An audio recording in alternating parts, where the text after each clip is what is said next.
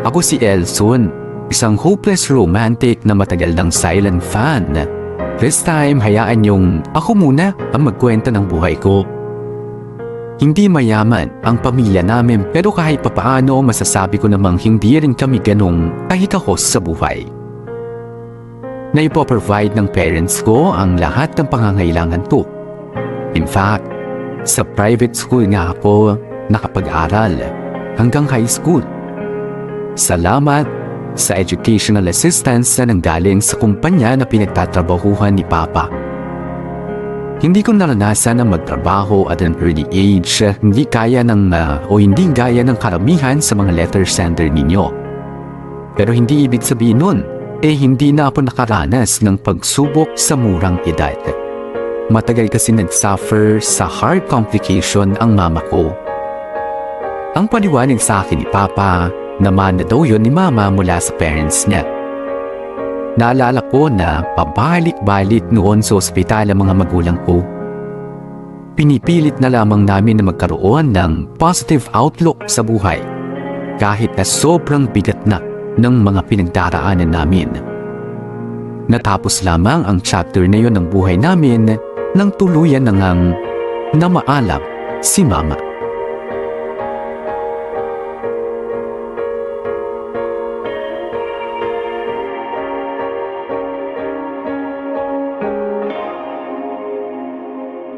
Oo, ayan. Okay na siguro itong pagkakalinis natin sa puntod ng mama mo. Yung kandila pa, hindi pa natin nasisindihan. Ay, oo nga pala. Teka. O, ito ah. Ayun. Ayan, Ma. Dinalhan ka na namin ng paborito mong bulaklak. Hindi naman yan yung paboritong bulaklak ng mama mo eh. Ang paborito niyang bulaklak, chicharong bulaklak. Si Papa talaga puro kalokohan. Hindi, pinapatawa lang kita. May baka kasi maiyak ka na naman eh.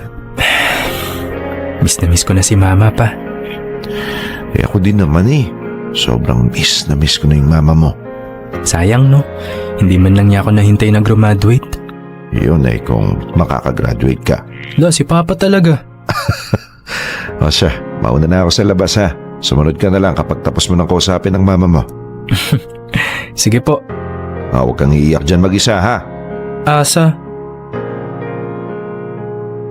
Hindi na muna kami magtatagal, Ma. May assignment pa po ako eh. Hayaan nyo, dadalasan namin ang pagpunta dito. Oh, anak. Uwi ka na maaga, ha? Opo, Daddy. Huwag mong daling kung saan-saan yung bisikleta mo. Okay po. Siya ulit? Palagi na lang siya nagbibisikleta dito ah. Uwi na nga rin ako.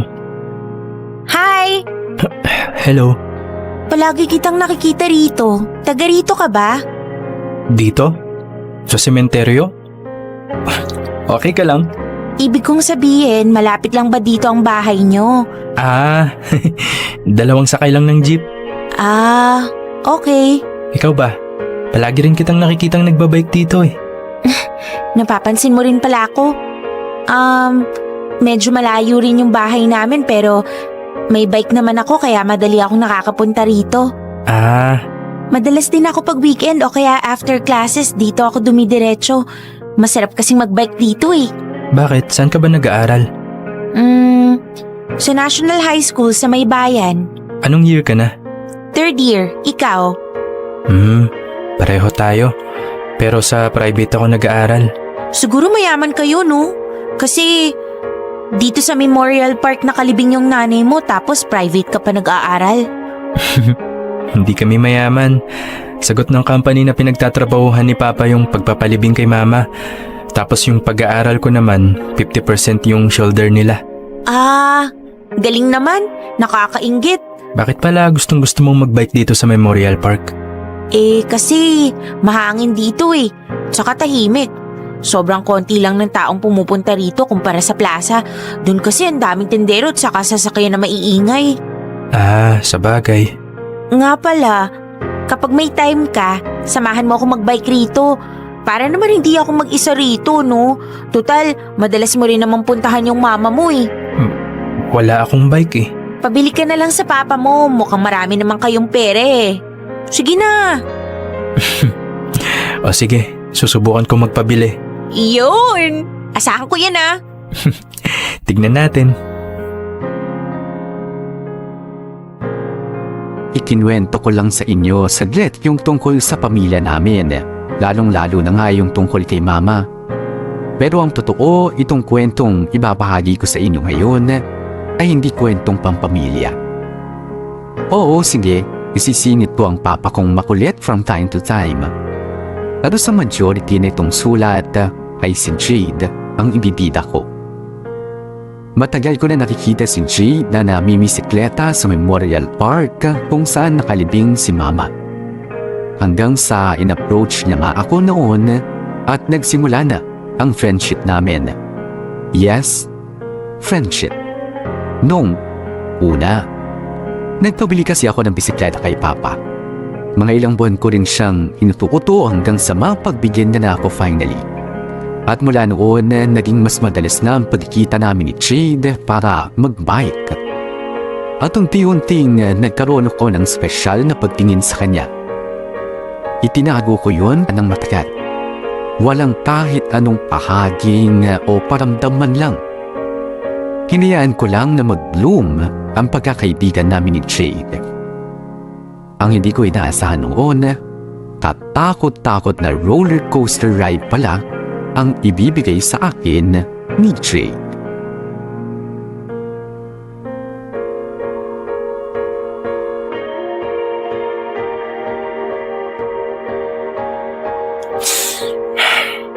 Manong, pabili nga po sa malamig. Ito po, bayad. Bad trip talaga yung teacher na yun. Ay, nako. Elson? Jade, Ikaw nga! pauwi ka na? Oo, ikaw. Oo, bumili lang ako saglit ng sa malamig kasi nag-iinit ulo ko eh. Bakit? Yung teacher ba naman namin sa computer, pina-explain sa akin yung topic sa klase. Hindi naman ako magaling sa ganun.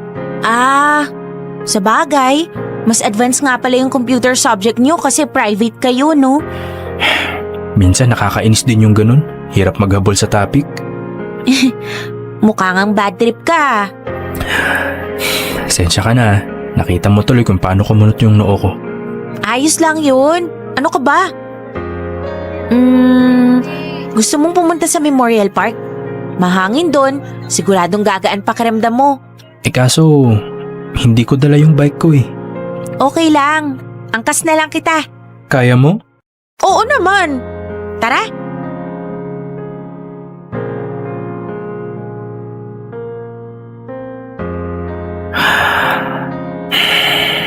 Gumaan na ba pakiramdam mo ngayong nakausap mo na ulit ang mama mo? Salamat ah. Alam na alam mo talaga kung ano yung magpapagaan ng loob ko. Wala yun. Saan na kaya yun? Ano hinahanap mo? Wala. Hayaan mo na. Huwag mo nang isipin yun. Sige, mauna na kayo. Mamaya pa ako uwi. Ox, kita-kits na lang bukas ha. Sige. Ayun! Ayun na siya. Sino? Si Ace. Sino siya? Palagi rin siyang nandito. Siya yung madalas kong makasamang magbike. Wait lang, Elson ha. Puntahan ko lang siya saglit. Teka, iiwan mo ako dito? Babalikan din kita. Diyan ka lang ha. At malulunod sa mga bakit at sana.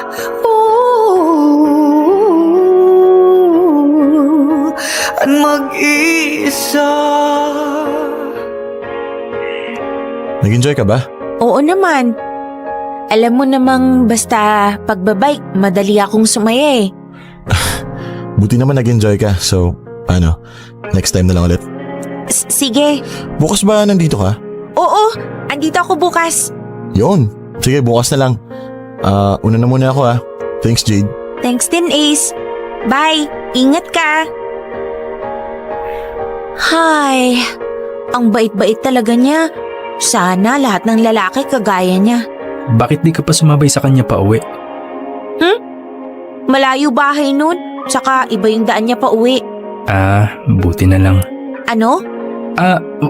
Wala. Hindi na pala kita sasamahan bukas. May Ace ka na pala eh. Uy, grabe ka naman.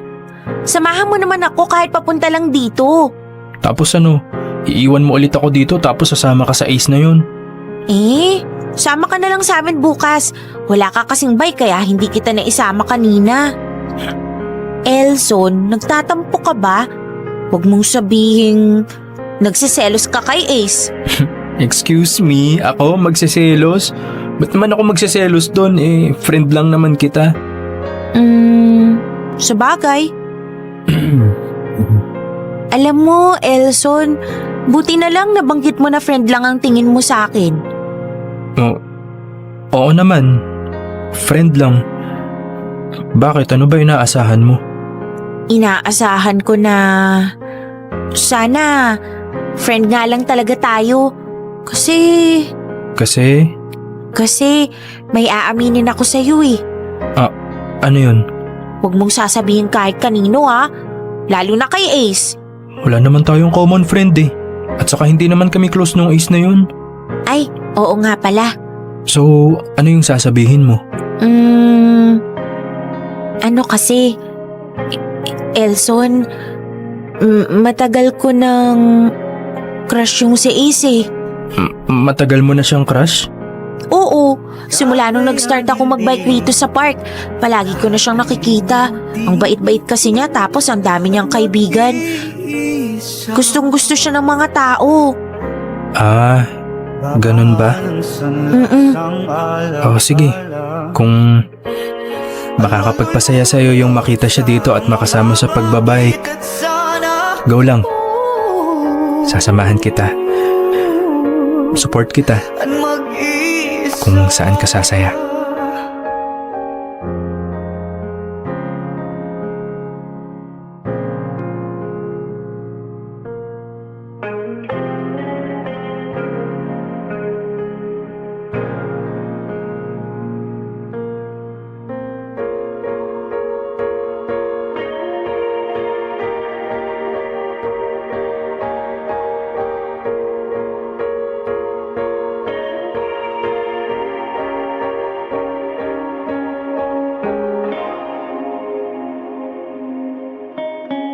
Ang tagal ko nang nakakasama si Jade, pero noon ko lang nakitang nadiwanag ang mga mata niya sa saya nang dahil sa isang tao.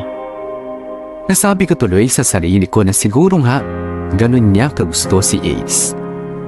At bilang isang kaibigan, masaya akong nakikita siya na masaya at excited. Kahit na ang totoo ay may konting kirot akong nararamdaman. Hindi ko nagawang pigilan ang kirot na nararamdaman ko. Ipinagpatuloy ko ang pagsama kay Jade para lang magkaroon siya ng pagkakataon na makita nga si Ace. Medyo may pagkamasokista ako sa parting yun. Pero para sa akin, win-win situation din naman yun. Magiging masaya si Jade at magkakaroon ako ng mas maraming oras para makasama naman siya. At malay natin later on, baka habang tumatagal ay ma-divert din ang atensyon ni Jade sa akin at ma-develop siya dahil ako ang mas madalas na nakakasama niya. Iyon ang ginawa kong pampalubag loob habang naghihintay ng perfect chance para sa aming dalawa.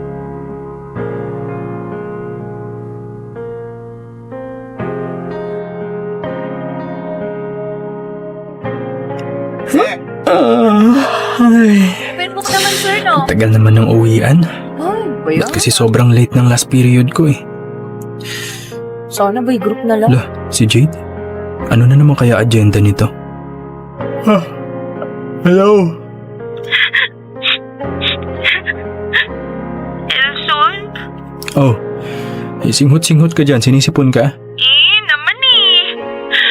Huwag mo sabihin umiiyak ka. Ano bang gusto mo? Gumawa ako para maniwala kang umiiyak ako? So, umiiyak ka nga? Bakit? Ano problema?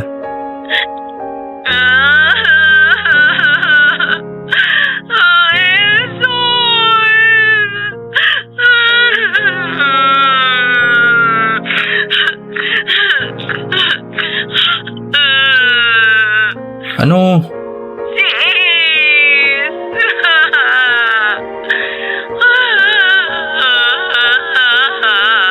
O ano nga nangyari? Ano nangyari sa kanya parang gumawa ka ng ganyan? Ano, nalaman mong bading siya? Hindi. Mas malala pa doon. Ano, may nililigawan na? May girlfriend na siya. May girlfriend na siya? Oo. Sana all. I mean, hawa ka naman. Sama loob mo. Siyempre. Ge, handa mo yung bike mo, dadaanan kita. Padjak tayo. Ipadjak natin lahat ng sama ng loob mo.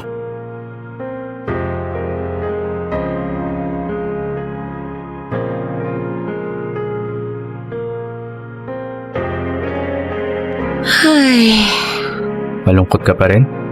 syempre. Ngayon ko lang nalaman yung balita eh. Alangan namang mag-move on ako kaagad. Hayaan mo. Ngayon lang yan. I'm sure paunti-unti makakalimutan mo rin. Nandito naman ako eh. Sasamahan kitang pumadyak ng pumadyak hanggat gusto mo.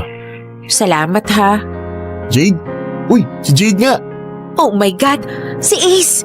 Agoy. Sabi na nga ba, ikaw yan eh. Malayo pa lang, alam na alam ko na. Hi. Babe, si Jade nga pala. Kasamahan namin na madalas magbike dito. Hi Jade, nice meeting you. Jade, si Lay. Girlfriend ko. Hello, Lay. Nice meeting you din. Pero sorry ha. Kailangan na kasi naming umuwi eh. Nag-text na kasi yung parents ko. Catch up na lang tayo next time. Okay? Yeah, sure. Sayang naman. May next time pa naman eh. Sorry, Ace. Sorry, Lay. No worries, ingat kayo. Salamat. Kayo rin. Tara na, Elson. Tara.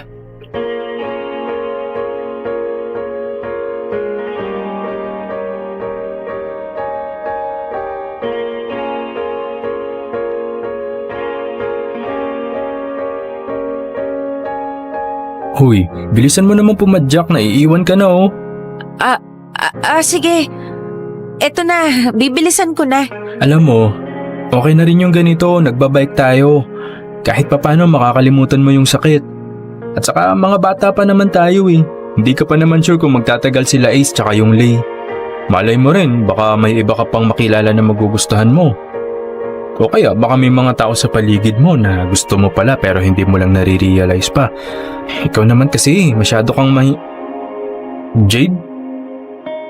Jade? Teka, nasan na yun? Hoy, Jade! Pambihira naman oh. Hoy, anyari ba't ka huminto?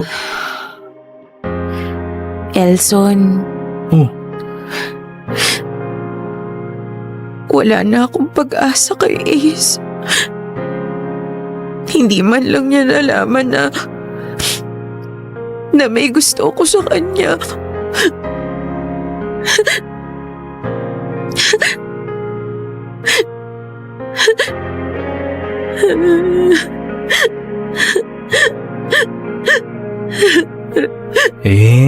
hayaan mo na yun. Mukhang simulat sa pool naman, wala siyang interes sa'yo eh. Ang tagal-tagal nyo nang magkasama magbike tapos hindi man lang niya nahalata na may gusto ka sa kanya.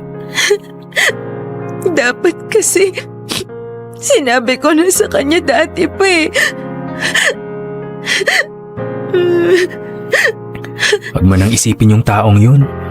Napapamove on ka patuloy kahit hindi naman naging kayo.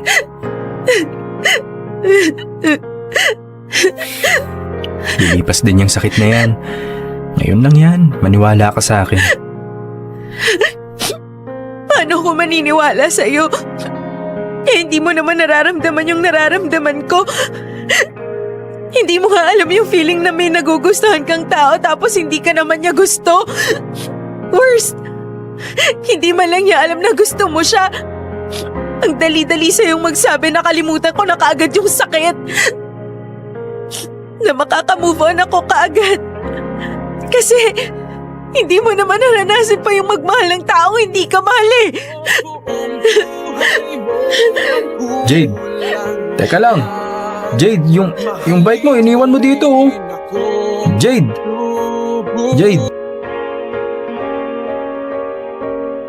Masakit yung makitang may ibang nagugustuhan yung taong gusto mo. Pero mas masakit yung ginawa ni Jade. Yung sabihin niyang hindi ko naintindihan yung nararamdaman niya dahil wala naman ako sa posisyon niya. Kung alam lang sana niya, mas una kong naramdaman ang sakit na yun kaysa sa kanya. Ang kaibahan lang namin, nantiis ako at nagstay sa tabi niya kahit na paulit-ulit akong nakakaramdam ng sakit sa tuwing nasasaksihan kong masaya siya na makita at makasama si Ace. Pero hindi ko kasi pwedeng sabihin sa kanya yun dahil siguradong hindi niya rin ako mauunawaan. Matagal na naging malungkot si Jay, hindi pa rin ako umalis sa tabi niya kahit na madalas ay siya ang walang paramdam. Hinayaan ko na lang muna. Siguro kailangan niya rin ng oras at space para maka-move on. Ako naman, bilang kaibigan, ay palagi lang nandito at naghihintay hanggang sa kailanganin niya ulit ako. Yun naman ang papel nating mga kaibigan, hindi ba? Ang maging sandalan kahit na tayo rin mismo ay may mabigat ng nararamdaman. Simula noon ay naging mas maingat na nga ako sa mga sinasabi ko kay Jade. Ayoko na kasing ma-misunderstood niya ulit ako at ayoko yung isipin niya na minamaliit ko yung heartbreak na nararamdaman niya. Ang ginawa ko na lang ay siniguro kong lagi akong available sa tuwing kailangan niya na makakausap o kailangan niya na makakasama sa pamamasyal. Naging ganun lang ang setup namin ng ilang buwan. Kahit papaano ay na-enjoy ko rin yung time na magkasama nga kami ni Jade. Kahit alam ko ang purpose ko lang noon ay ang tulungan siyang makapag-move on mula sa taong hindi naman niya naging jowa. Sinikap kong kalimutan ang pagtingin ko kay Jade. Friend kong friend. Walang hidden agenda. Walang ibang intensyon. Habang tumatagal, lalo lang tumitindi yung nararamdaman ko para sa kanya. Hindi man ako nagsasalita o nagpapahiwatin ng kahit ano kay Jade. Alam kong darating yung araw na magkakaroon na ako ng lakas ng loob na umamin sa aking tunay na nararamdaman para sa kaibigan ko. Ayan, nandito na tayo. Salamat sa paghatid ha. Wala yun. Hindi ba sumakit yung puwitan mo sa pag-angkas sa bike? Sorry dami kasing lubak eh. Hindi naman. Saka, sanay din naman ako. Alam mo naman yun eh. Oo nga pala. Nauna ka pa palang naging biker kaysa sa akin. Elson? Hindi mo naman kailangan gawin to eh. Ang alin? Yung paghatid sa akin dito sa pinag-OJT-han ko. Bakit? Ayaw mo na bang umangkas sa bike ko? Napapagod ka na ba? Hindi ah. Hindi sa ganun. Naaabala ka pa kasi. Kaya ko naman. Meron naman akong bike, 'di ba? Kaso pagod ka na sa school, pagod ka pa mag-duty. Kawawa ka naman kung ikaw papapadyak ng bike. At saka, mahirap maghanap ng parkingan ng bike dito. Mamaya manakaw pa. Pero, 'di ba, nagtitisis ka na rin? Di ibig sabihin, pagod ka rin. Sus, basic lang yun. Tsaka nakaharap lang naman ako sa computer eh. Di gaya mo, palakad-lakad sa ospital kaya pagod yung mga paa mo. Kaya, hayaan mo na akong ihatid at sunduin ka. Okay, sabi mo eh. Pero mahirap din yung maghapon kang nakatutok sa computer ha? Oo, nakakangalay sa leeg tsaka likod. Kaya kailangan ko talaga ng exercise. Nga pala, speaking of computer, nakuha ko na yung bayad nung nagpaayos sa akin ng PC. Talaga? Yan ba yung nirefer ko sa'yo? Oo, kaya ililibre kita ng merienda. Kailan ka ba pwede? Hindi na kailangan. Ikaw naman yung naghirap dun eh. Pero gusto ko. Para additional bonding na rin natin. Sige, mapilit ka eh. Bukas pwede ako. Wala naman akong shift eh. Yun. Sige, bukas Doon na lang sa milk teahan. Sige ba? Alright, una na ako. Sundayin na lang ulit kita mamaya. Bye!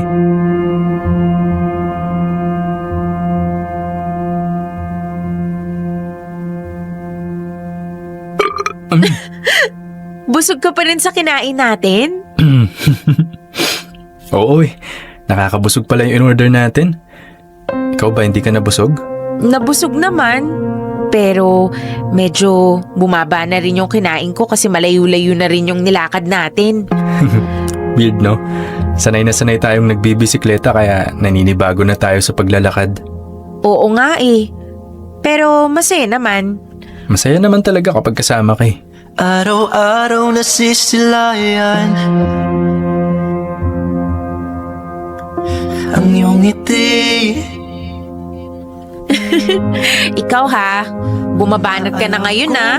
Ba't di ka kaya maghanap ng pwede mong juwain para magamit mo yung mga banat mo? Ang dahilan Aba, mukhang meron na. Yung mga ganyang ngiti mo, naku, isa lang ang ibig sabihin yan, na meron ka ng special someone. Ihi! Kilala ko ba siya? Jade, may itatanong ako sa'yo. Medyo personal. Ano yun? Palagay mo, nakamove on ka na kay Ace? Ay, well, masakit pa rin na hindi ko man lang nasabi sa kanya yung feelings ko kaya hindi ko tuloy nalaman kung may chance ba na maging kami. Pero nakalimutan ko na rin yun. Kung hindi mo nga pinaalala, baka hindi pa siya sumagi sa isip ko eh. Ay, sorry. Dapat pala hindi ko nalang binanggit. Okay lang? Bakit mo pala natanong? Kasi ano sana, itatanong ko sana kung kumusta na yung puso mo ngayon. What do you mean? I mean, palagay mo ba ready ka na ulit magmahal? Hindi ko alam eh. Siguro kung may magpaparamdam sa akin na mahal niya ako, oo. Eh, paano mo ba malalaman na mahal ka ng isang tao? Kapag gumagawa na siya ng paraan para maging komportable ako, yung tipong hindi siya nagsasawa na iparamdam sa akin na mahalaga ako sa kanya, yung nagbibigay siya ng time sa akin, ganun. Ako? Ikaw? Oo. Anong ibig mong sabihin? Ako ba, hindi ba sapat yung mga ginagawa ko para maramdaman mong mahalaga ka? Na mahal kita? Oo, nararamdaman ko naman na mahalaga ako sa'yo. Pero, iba naman yung sa'yo, Elson. Yung sa'yo, mahal bilang kaibigan. Iba naman yung bilang kaibigan, 'di ba? So, hindi ako pasado bilang kaibigan? Hindi. Bakit naman? Kasi, ever since, friend lang talaga tayo eh. Lagi kang nandyan para sa akin. Sanay na tayong ganun. So, I find it awkward na maging higit pa dun. And, never rin namang sumagi sa isip ko na magkakagusto ko sa'yo. And for sure, hindi ka rin naman magkakagusto sa akin. Kasi, nakita mo na lahat ng bad sides ko eh. Alam mo rin kung sino yung unang minahal ko. Pati yung unang heartbreak ko. Ang martyr mo naman kung mamahalin mo pa ako despite all that, di ba? Exactly. Ibig kong sabihin, exactly. Ang martir ko naman kung magkakagusto ako sa'yo, di ba? Ako naman nagtatanong lang. Huwag kang mag-alala, wala pa sa isip kong magjowa. Busy pa ako sa school at saka sa practicum. Kaya matagal-tagal pa ako bago maging busy sa ibang tao. Sa ngayon, enjoy muna natin yung friendship natin, okay? Yup. Kaya ikaw, huwag ka rin munang magjojowa. Bakit naman? Porket hindi ka nagjojowa, wala na rin akong karapatan. Kung meron ka na talagang prospect girlfriend, di go. Hindi naman kita pipigilan. Pero sa ngayon kasi, ayoko pang mawala ka. Ayoko pang mawalan ng kaibigan.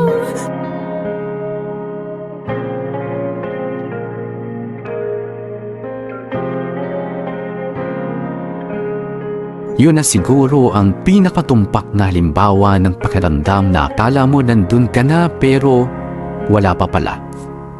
Nandun na yung chance na makaamin ako. Pero bakit parang bitin?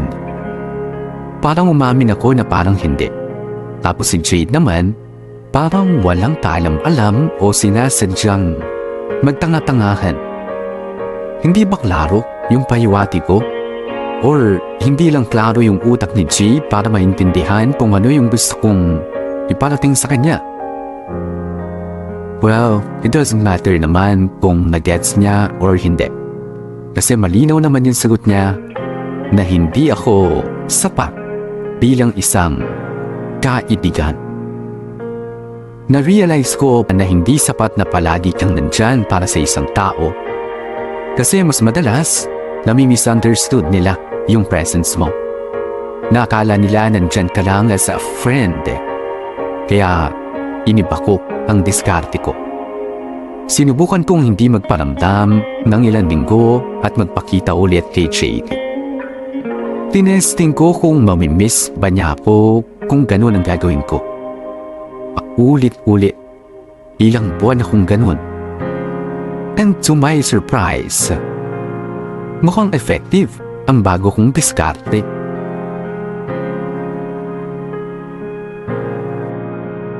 Siguradong masosorpresa si Jade pag nakita niya ako. Makaalis na nga. Jade? Tao po! Jade? Elson? Hi! Anong meron? Napadaan ka. Asan bike mo? Nasa likod ng bahay. Bakit? Tara, gala tayo. Saan naman? Sa malayo. Di ba gusto mo magbike sa overlooking? Sira. Alanganing oras na, no? Tsaka pagod ako. Eh, kaya ko nga dinala yung owner ni Airpat eh. Ayan oh. Hindi ko na kayang pumadyak sa paahon. Eh, syempre, kapag nakaahon na tayo, ipapark ko na tong sasakyan somewhere. Tapos, saka na tayo magbike. Ano, G? Oh, bakit dadalhin ko pa yung bike ko kung may sasakyan naman pala? Nasaan bike mo? Nasa likod? Ako na kukuha. Magbihis ka na, okay? Ay, sige na nga. Kulit mo eh.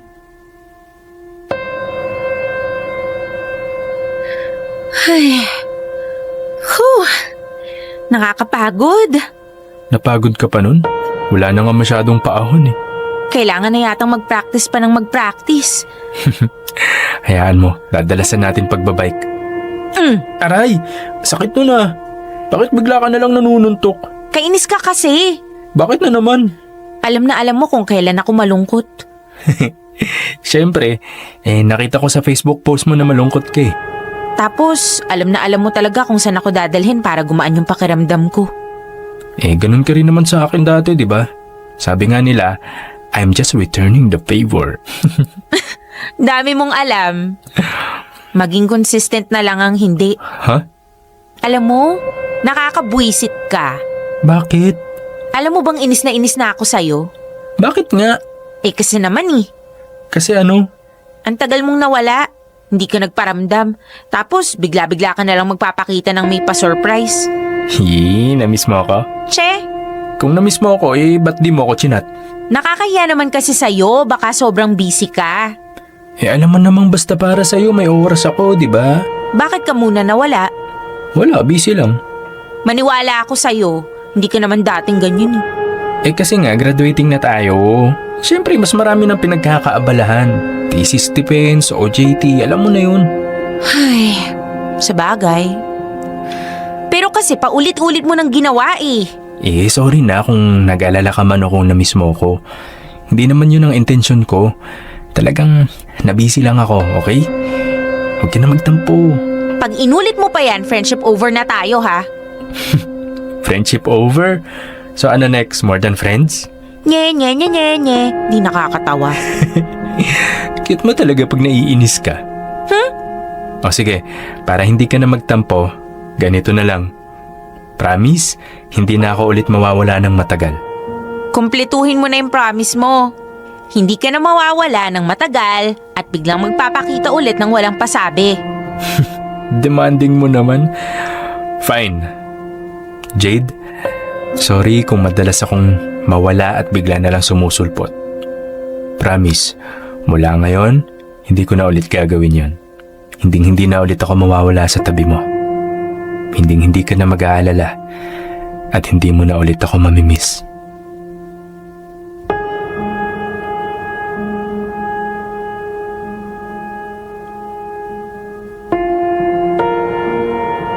Promise, hindi na ulit ako mawawala. Yan ang kauna-unahang pangako na hindi ko tinupad sa buong buhay ko. Gustuin ko man na palaging maging available para kay Jade, hindi na rin pwede. Graduating student ang kami pareho noon kaya naging abala ako sa thesis, sa OJT at kung ano-ano pa. Sumali rin ako sa mga pa-contest sa university noon at tumating pa yung time na isa ako sa mga inilalaban sa inter-university competition. In short, naging busy ako sa sarili ko at sure akong alam ni Jade yun dahil palagi akong nagpo-post sa social media. Noong mga panahong yun, parang pansamantala ring nawala sa isipan ko si Jade. Medyo confusing. Pero somehow na-enjoy ko yung feeling na maging focused sa sarili ko. Nagulat na lamang ako na yung hindi ko pagpaparamdam kay Jade ay naging natural na sa akin. Na hindi na siya parte ng diskarte ko lang. Lahat ng energy ko ibinuhos ko sa sarili ko hanggang sa magkaroon lahat ng yon ng magandang bunga.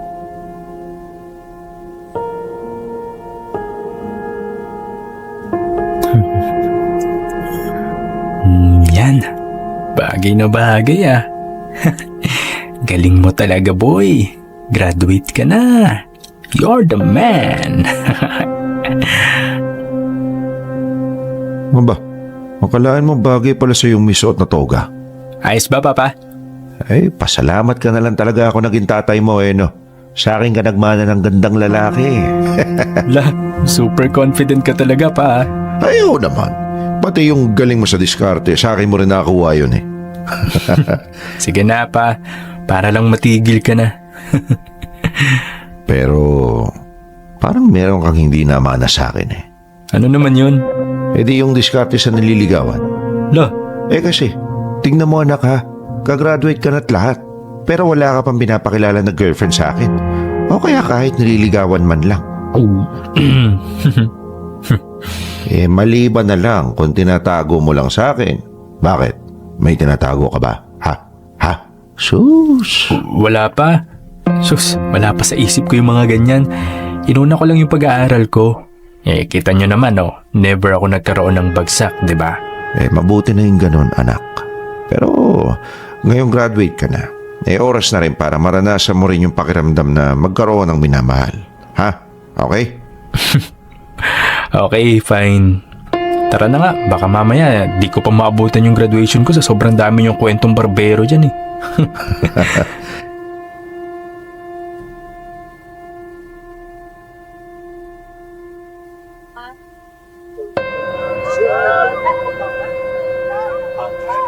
Yun official na.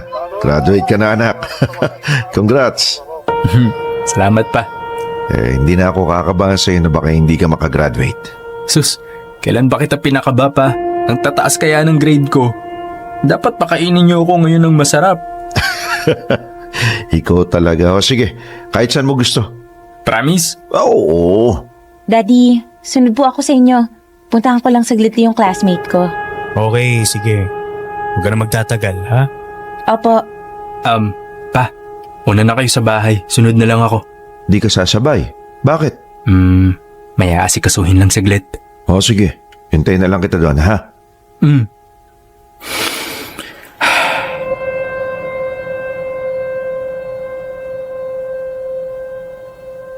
Jade, sandali lang. Wait. Hirap mong habulin. Elson? Kuyu? La, kakasabi mo lang Elson eh. Ah, ikaw ba yan? Sorry hindi ko na kasi maalala yung itsura mo eh. Ang tagal mo kasing walang paramdam. Sorry na, graduating. Whatever, dami mong alibay. Andito naman na ako. Congratulations! Happy graduation! Congratulations! Happy graduation! Akala mo naman matutuwa ako na nagpakita ka. Bakit? Hindi ba? Hindi. Bakit ka malungkot nung hindi ako nagpapakita sa'yo? Hindi ako malungkot. Nanggigigil ako. So, hindi ka masaya na nagpakita ako? Hindi nga. Paulit-ulit. Oo, sige. Edi, aalis na lang ako. Aalis na talaga ako. Final na talaga. As in, final na.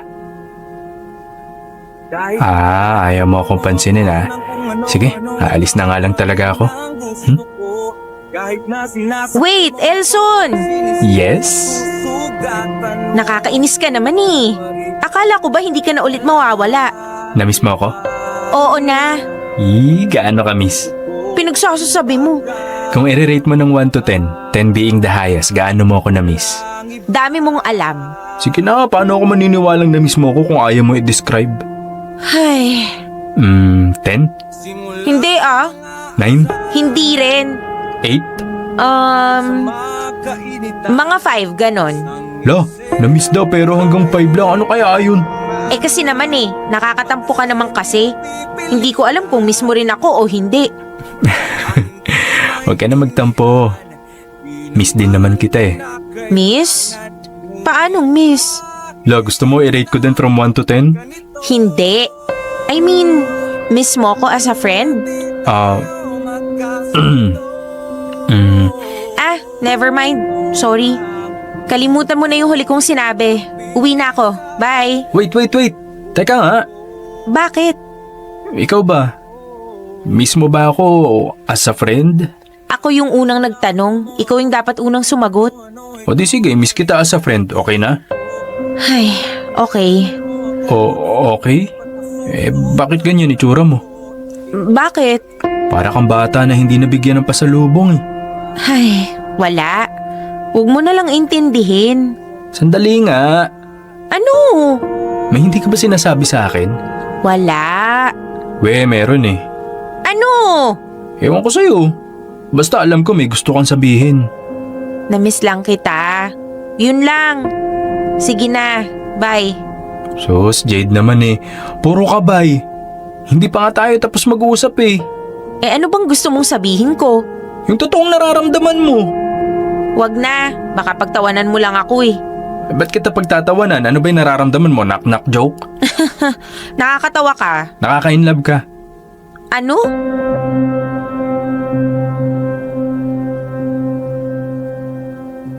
Ayan na, ako na umamin para sa'yo. Tagal mo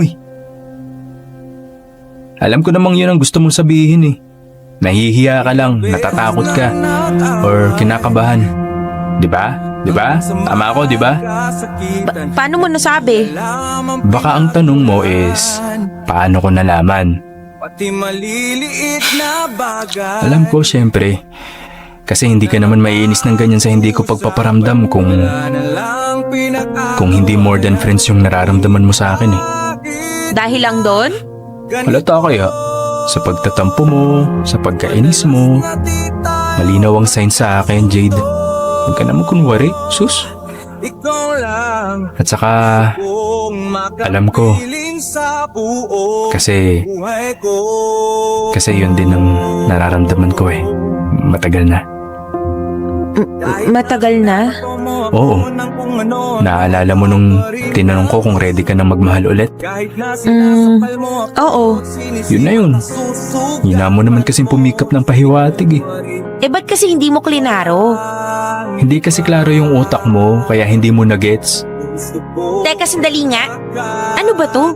Nag-aamin na ba tayo o nag-aaway? Ikaw lang naman ang aaway Ako nakaamin na ako, ikaw ba?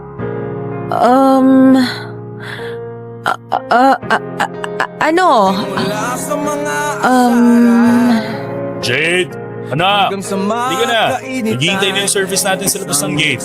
Ayan, dumating na tuloy si Daddy. Sige na. Saka na lang tayo mag-usap. Hala, pag-iiti naman masyado to. Kakainis. Happy graduation na lang muna. Congrats, Elson. Bye! Tingnan mo tong babaeng to. Ay, kainis. Pero at least nakaamin na ako.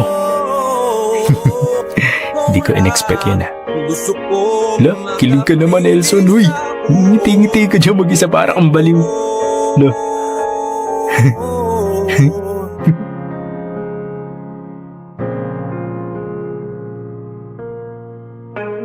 Huwag kayong mag-alala, hindi ko kayo bibitinin gaya ng pambibitin na ginawa sa akin ni Jade. 3 years ko na siyang girlfriend. Hindi ko na rin maalala exactly kung papaanong naging kami. Basta ang alam ko na lang, simula nung umamin ako sa kanya, ay nagkaroon na nga kami ng parang mutual understanding. Nagkaroon kami ng term of endearment and before you know it, magjowa na ang kuringan namin sa isa't isa. Nagkasundo na lamang kami na yung date ng graduation namin ang aming maging monthsary or anniversary. Huwag niyong galirahin yung ginawa ko na sinadyang hindi magparamdam at bigla na lamang lumitaw. Hindi sa lahat ng pagkakataon ay effective yung ganun.